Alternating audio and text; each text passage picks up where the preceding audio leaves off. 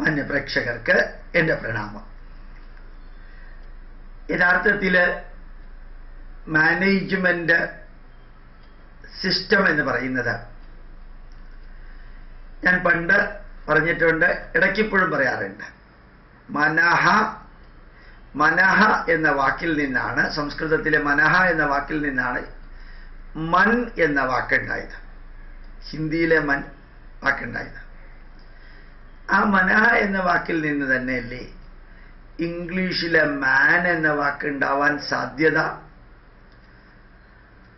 മനസ്സുള്ള, ഭൂതകാലത്തെയും വർത്തമാനകാലത്തെയും ഭാവിയെയും തമ്മിൽ കണക്ട് ചെയ്യാൻ കഴിവുള്ള ഒരു ചിന്താമണ്ഡലം, വിവേകം, ബുദ്ധി വൈഭവം,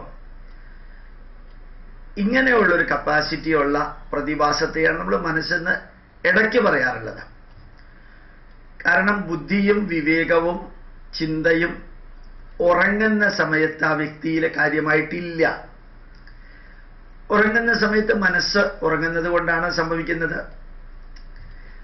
ആ മനസ്സിനെ മാറ്റം വരുത്തിയാൽ, മനസ്സിൽ മാറ്റം വരുത്തിയാൽ ധാരാളം മാറ്റം നമ്മുടെ ജീവിതത്തിൽ ഉണ്ടാക്കാൻ സാധിക്കും. അടുത്ത കാലത്ത് ഒരു ഭാര്യയും ഭർത്താവും ഒരു കുട്ടിയുമായിട്ട് വന്നിട്ട് പ്രഭാഷണ സ്ഥലത്ത് പറഞ്ഞു, സാറിന്റെ പ്രഭാഷണം കേട്ടതിന് ശേഷമാണ് നോൺ വെജിറ്റേറിയൻ പൂർണ്ണമായിട്ടും ഉപേക്ഷിച്ചത്. ഈ നോൺ വെജിറ്റേറിയൻ ഉപേക്ഷിച്ചത് മനസ്സിൽ വന്ന മാറ്റാണ്. വേറൊരാൾ പറയുകയുണ്ടായി, കൊല്ലം റെയിൽവേ സ്റ്റേഷനിലെ സീനിയർ ഉദ്യോഗസ്ഥൻ, ഈ ജനം ടി വിയിലെ ഭഗവത്ഗീത കണ്ടതിന് ശേഷമാണ് ഞാനൊരു കറകളഞ്ഞ ഇടതുപക്ഷക്കാരനായിരുന്നു, ഇപ്പൊ ഞാൻ ഒരു RSSകാരനെ പോലെയാണ് ചിന്തിക്കുന്നത് എന്നാണ് അദ്ദേഹം എൻ്റെ അടുത്ത് വന്ന് പറഞ്ഞത്. ഭഗവത്ഗീത കേട്ടതിന് ശേഷമാണെന്ന്. അതേപോലെ തന്നെ ഞാൻ ഉമ്മയനല്ലൂര് കൊല്ലത്തിനടുത്തൊരു ക്ലാസ് എടുത്തപ്പോൾ ഈ 1.5 മണിക്കൂർ സമയം തന്നിരുന്നു. ഞാൻ 1.5 മണിക്കൂർ തന്നെ ഉപയോഗിച്ചു. അത് ഭാഗവത ആചാര്യന്മാർക്ക് വിഷമം തോന്നിയോ ഇല്ലയോ എന്ന് എനിക്ക് അറിഞ്ഞുകൂടാ. കാരണം 7:45 7:45 കഴിഞ്ഞിട്ട് ആചാര്യ വരണവും ഭാഗവതത്തിന്റെ മഹത്വവും പറയുമ്പോൾ ചിലപ്പോൾ ആൾക്കാരുണ്ടാവില്ല. പ്രഭാഷണം കഴിഞ്ഞ ആൾക്കാർ പോവോ എന്ന് അവർക്ക് നാച്ചുറലി അവർക്ക് തോന്നും. പിന്നെ ഞാൻ അവരോട് പറഞ്ഞു, എനിക്ക് 1.5 മണിക്കൂർ തന്നിരുന്നു. ഞാൻ തിരുവനന്തപുരത്ത് കൊല്ലം വരെ വന്നിട്ട് പ്രഭാഷണം കഴിഞ്ഞ് പോകുമ്പോൾ അത് പ്രയോജനപ്പെടണമല്ലോ. ഒരു കുഴപ്പമില്ല സാറേ, ആരും ഇല്ലെങ്കിലും വിരോധമില്ല. ഭാഗവതം എന്തിനാണ് പറയുന്നത് എന്നുള്ളത് ഇപ്പോഴാണ് മനസ്സിലായത്. അങ്ങനെ ഒരു വളരെ ഇതായിട്ട് പറഞ്ഞു. ഉള്ളിൽ ചിലപ്പോൾ വേദന ഉണ്ടാകുമായിരിക്കാം, സ്വാഭാവികമായിട്ട്. ഞാനാണ് ആ സ്ഥാനത്തെങ്കിൽ എനിക്ക് വേദന ഉണ്ടാവും. ഏതായാലും ഈ മനസ്സിൽ വരുന്ന മാറ്റമാണ് ജീവിതത്തെ അടിമുടി മാറ്റുന്നത്. മനസ്സിൽ വരുന്ന മാറ്റമാണ് ജീവിതത്തെ അടിമുടി മാറ്റുന്നത്. അപ്പൊ നമ്മൾ ഓർമ്മിക്കാനുള്ളത്, ഈ മനസ്സിൽ മാറ്റം വരുത്താൻ നമ്മുടെ പൈതൃകം എന്തു പറയുന്നു, മോഡേൺ സിസ്റ്റം എന്തു പറയുന്നു. ഞാൻ MBA പഠിച്ച സമയത്ത് 14 ദിവസത്തോളം IIT ബോംബെ ക്യാമ്പസിലുള്ള ഈ ബിസിനസ് സ്കൂളിൽ ഞങ്ങളെ പഠിപ്പിച്ചത് 14 ദിവസവും രാവിലെ മുതൽ വൈകുന്നേരം വരെ. ഇങ്ങനെ അനലൈസ് ചെയ്ത് നോക്കുമ്പോൾ ആകെ എടുത്ത ക്ലാസ്സുകളെ 4ആയിട്ട് തിരിക്കാം. ഫിനാൻസ് ഒഴിച്ച്, ഫിനാൻസ്, ഓഡിറ്റിംഗ് അങ്ങനെയുള്ള കാര്യങ്ങൾ ഒഴിച്ച് ബാക്കിയുള്ള എല്ലാ ക്ലാസ്സുകളെയും 4ആയിട്ട് തിരിക്കാം. ബിസിനസ്സുമായി ബന്ധപ്പെട്ട കഥകൾ, ബിസിനസ്സുകാരുടെ അനുഭവങ്ങൾ, ബിസിനസ്സുകാർ നൽകുന്ന ഉപദേശങ്ങൾ, ബിസിനസ്സുമായിട്ട് ബന്ധപ്പെട്ട ജീവിത യാഥാർത്ഥ്യം. MBA ആയതുകൊണ്ട് അങ്ങനെ. ഈ ആമയുടെയും മുയലിന്റെയും കഥകൾ അവിടെ പറഞ്ഞു. കാക്കയുടെയും മൂങ്ങയുടെയും കഥകൾ ഞങ്ങളെ പഠിപ്പിച്ചു. മുയലിന്റെയും സിംഹത്തിന്റെയും കഥകൾ ഞങ്ങളെ പഠിപ്പിച്ചു. ആലോചിച്ച് നോക്കണം, MBAക്കാണ്. അത് മാത്രമല്ല എക്സിക്യൂട്ടീവ് MBA ആണ്. MBAയേക്കാൾ ഉയർന്നതാണ്. എക്സിക്യൂട്ടീവ് MBA ആവുമ്പോൾ ഹയർ ലെവലാണ്. എക്സിക്യൂട്ടീവ് MBA എന്ന് പറഞ്ഞ് തന്നെ 5 വർഷമെങ്കിലും വലിയ കമ്പനികളിൽ ഉദ്യോഗസ്ഥരായിട്ടിരുന്നവർക്കേ രജിസ്ട്രേഷനുള്ളൂ. അപ്പോ ഞങ്ങൾ 58 പേർക്കും ഈ കഥകൾ പറഞ്ഞു കൊടുക്കുമ്പോൾ ആദ്യം ഞങ്ങൾക്ക് അത്ഭുതം തോന്നി. ഞങ്ങളെ പോലെയുള്ളവരുടെ അടുത്ത് വേണോ ഈ ആമയുടെ മുയലിന്റെയും കഥ പറയാൻ? പക്ഷെ പറഞ്ഞു വന്നപ്പോഴത്തേക്കും അത്ഭുതകരമായിട്ടുള്ള മാനേജ്മെന്റ് പ്രിൻസിപ്പിൾ കണ്ടു. അപ്പൊ ഞാൻ സാധാരണ നിങ്ങളോടും എല്ലാവരോടും പറയുന്നു, നമ്മളുടെ മുമ്പിലിരിക്കുന്നത് കുറേ പാട്ടുകാരാണെന്ന് വിചാരിക്കാം, ഗായകരാണെന്ന് വിചാരിക്കാം. അവരോടെങ്ങനെ ഈ മാനേജ്മെന്റ് പ്രിൻസിപ്പിൾ പറഞ്ഞു കൊടുക്കുക? ഗായകരുമായി ബന്ധപ്പെട്ട കഥകള്, ഗായകരുടെ അനുഭവങ്ങള്, ഗായകര് നൽകിയിരിക്കുന്ന ഉപദേശം, ഗായകർക്ക് നൽകിയിരിക്കുന്ന ഉപദേശം, ഗായകരുടെയും പാട്ടിന്റെയും പാട്ട് എഴുതിയവരുടെയും അവരുടെയായിട്ടുള്ള ജീവിത സത്യങ്ങൾ. ഇപ്പൊ കഥകള്, അനുഭവങ്ങള്, ഉപദേശങ്ങള്, ജീവിത സത്യങ്ങൾ പാട്ടുകാരുമായിട്ട് ബന്ധപ്പെട്ടത്. ഇന്ന് ഞാൻ സ്റ്റേറ്റ് ബാങ്ക് ഓഫ് ഇന്ത്യയിലേക്ക് ക്ലാസ് എടുക്കാൻ പോകുന്നുണ്ട്. SBIയിലെ വളരെ സീനിയർ ഉദ്യോഗസ്ഥർക്ക് എനിക്ക് മാസത്തിൽ 1-2-3 ക്ലാസ് ഉണ്ടാവാറുണ്ട്. ഞാൻ ഇന്ന് പോകുന്നുണ്ട് 11:30 മണിക്ക്. അവരോട് ഞാൻ പറയാറുള്ള 11:30 തൊട്ട് 1 മണി വരെ ഈ ബാങ്ക് ഉദ്യോഗസ്ഥരുമായി ബന്ധപ്പെട്ട ചെറിയ കഥകള്, ഡീപ്പ് കഥകളാണ്, നീട്ടി വലിച്ചല്ല, 1 മിനിറ്റോ 1.5 മിനിറ്റോ. ബാങ്ക് ഉദ്യോഗസ്ഥരുടെ അനുഭവങ്ങള്, പല പല ബാങ്കുകളിൽ കയറി ചെല്ലുമ്പോൾ ഉണ്ടാവുന്ന അനുഭവങ്ങള്, ബാങ്ക് ഉദ്യോഗസ്ഥര് കൊടുത്തിരിക്കുന്ന ഉപദേശങ്ങളും ബാങ്ക് ഉദ്യോഗസ്ഥർക്ക് കൊടുത്തിരിക്കുന്ന ഉപദേശങ്ങളും, ബാങ്ക് ഉദ്യോഗസ്ഥരുമായിട്ട് ബന്ധപ്പെട്ട ജീവിത സത്യങ്ങൾ, അതാണ് ഞാൻ അവിടെ പറയേണ്ടത്. ഏത് ഭഗവത്ഗീതയുടെ ആണെങ്കിൽ ഭഗവത്ഗീത പഠിക്കാൻ ഇറങ്ങി പുറപ്പെടുന്നവരുടെ കഥകൾ, അനുഭവങ്ങൾ, ഉപദേശങ്ങൾ, ജീവിത സത്യങ്ങൾ ഭഗവത്ഗീതയുമായിട്ട് ബന്ധപ്പെട്ടും പറയാം. ഇതാണ് യഥാർത്ഥത്തിൽ നമുക്ക് ഒരു ക്ലാസ് എടുക്കാൻ ബുദ്ധിമുട്ടില്ലാതെയാക്കുന്ന കാര്യങ്ങൾ. ഈ 4 വിഷയങ്ങൾ അതിനകത്ത് മിക്സ് ചെയ്ത്, ഇപ്പോൾ ശാസ്ത്രജ്ഞന്മാർക്ക് ISROയിൽ ക്ലാസ് എടുത്തിരുന്നു ഞാൻ, LPSCയിൽ നല്ല ഒരു ക്ലാസ്. അവർ ഒരിക്കലും ഇങ്ങനൊരു ക്ലാസ് പ്രതീക്ഷിച്ചില്ല.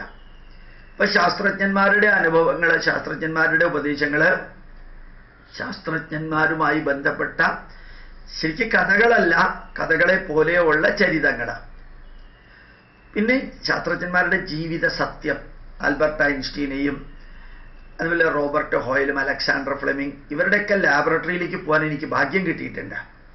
അലക്സാണ്ടർ ഫ്ലെമിംഗ് വർക്ക് ചെയ്ത ലാബറട്ടറി കേംബ്രിഡ്ജിൽ, റോബർട്ട്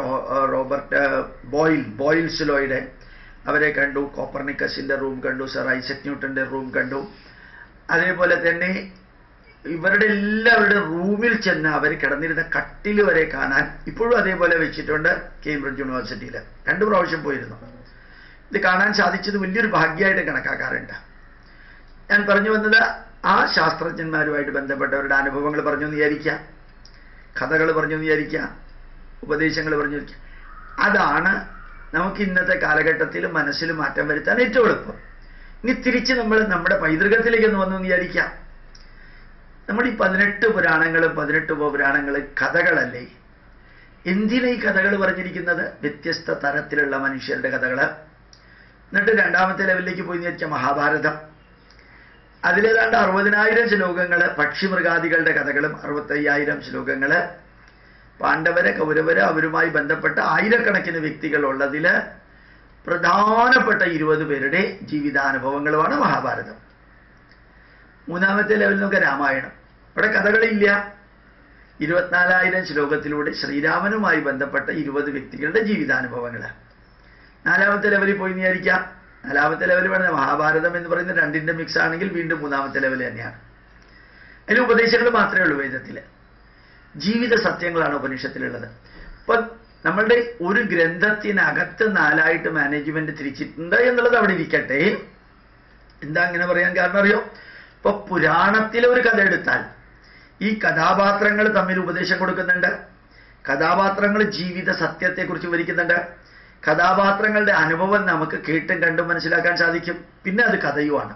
ഇപ്പൊ പുരാണത്തിലെ ഒരു കഥയിൽ തന്നെ കഥയുടെ സന്ദേശമുണ്ട്, കഥാപാത്രങ്ങളുടെ ജീവിതാനുഭവങ്ങളുണ്ട്, കഥാപാത്രങ്ങൾ കൊടുക്കുന്ന ഉപദേശങ്ങളുണ്ട്, കഥാപാത്രങ്ങൾ വിവരിക്കുന്ന ജീവിത സത്യങ്ങളുണ്ട്.